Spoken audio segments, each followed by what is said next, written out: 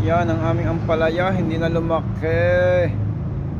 Ganyan na lamang ang bunga, oh. Ayan, oh. Ang papayat na.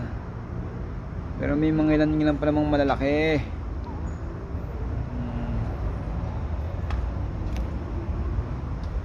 May kulubot na, mga kulubot na at baluktot na. Nilalamig ng aming ampalaya. May mutya pang okra. Yan, oh. Yan ang aming ampalaya, baluktot na, oh. May kamatis pa naman natitira.